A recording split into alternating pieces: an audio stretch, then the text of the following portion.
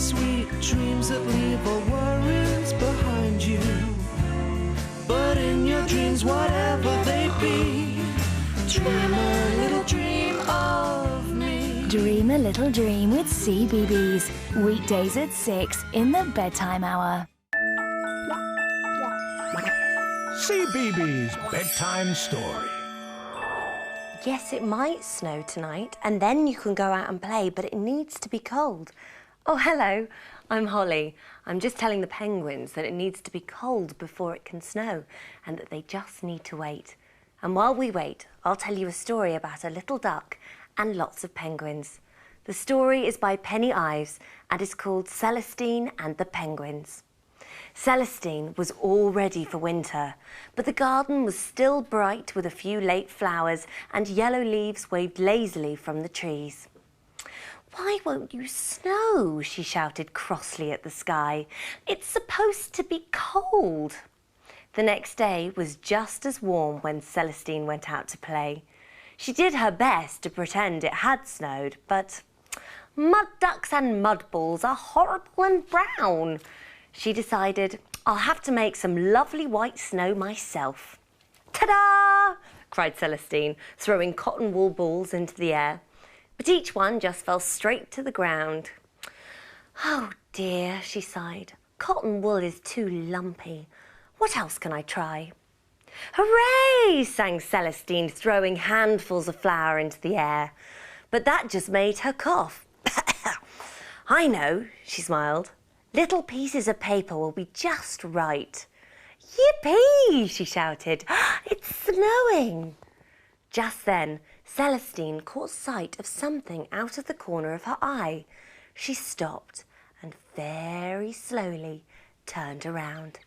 Behind her, the garden was bobbing with lots and lots and lots of baby penguins all milling about. "Oh my goodness," squeaked Celestine. "Where did you all come from?" "We're lost," said one little penguin. "A long way from home," sighed another. "Can we stay with you?" asked a third. "But how did you get here?" asked Celestine. One little penguin began to explain. "We come from a cold place far away. We were huddled fast asleep in our nursery," he began. "Our mums and dads had gone fishing for dinner when a storm began. The wind blew, the sea roared, and then, crack, the ice split in two. We were adrift.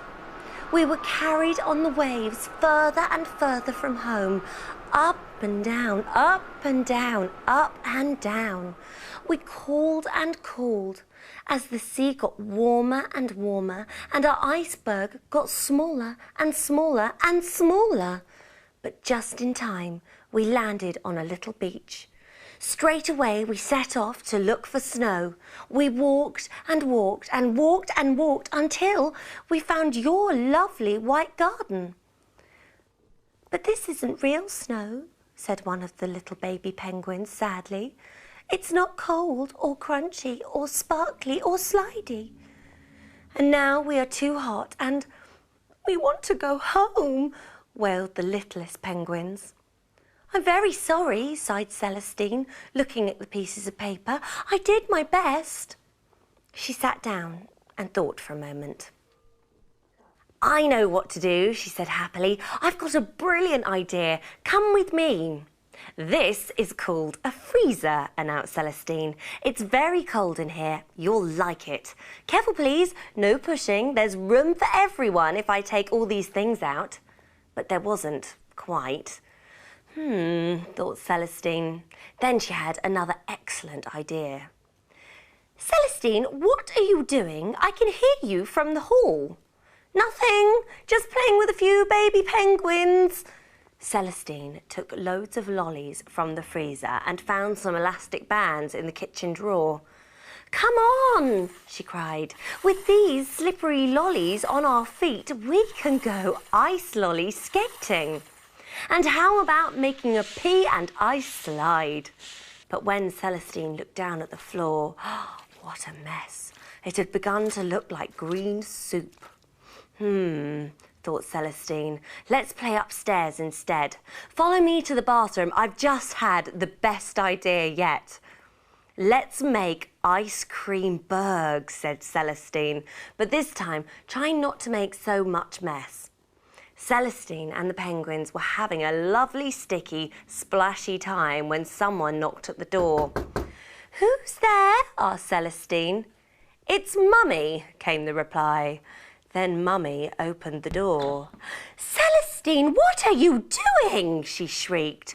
I told you, explained Celestine. I was playing with the baby penguins, and Mum, they've been ever so naughty. Celestine tried to explain everything. I see, said Mrs. Duck when Celestine had finished. Their parents must be very worried. These little penguins need to go home straight away. Mrs. Duck and Celestine squeezed all the little penguins onto the bus, and together they set off towards the sea. Down at the harbour, an explorer's ship was getting ready to set sail. Don't worry, Mrs. Duck, the captain promised. I'll see all these baby penguins safely back home. Thank you, Celestine, called the penguins as they jumped on board, waving goodbye with their tickets. Goodbye, goodbye, called Celestine. As the ship chugged off towards the horizon, Celestine felt something soft and cold tickle her cheek. She looked up at the sky. It was snowing. Hooray! She danced. Tomorrow I can play in the snow all day. Of course you can, smiled Mum. After you've helped me clean up all that mess. And that story was called Celestine and the Penguins. Oh, I'm so glad the penguins could get back home and that it snowed for Celestine. But I hope you're nice and warm wherever you are and all cuddled up and ready for bed. I'll see you soon for another story. Night, night. Right, come on you. Let's go and check and see what that weather's doing.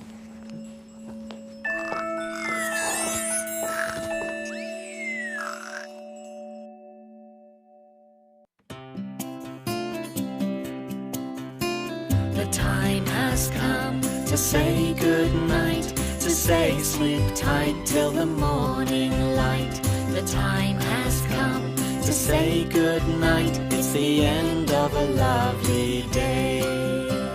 The time has come to say good night, to say sleep tight till the morning light. The time has come to say good night, it's the end of a lovely day. We've had so much fun today, tomorrow's just a dream away. Now it's time to say good night at the end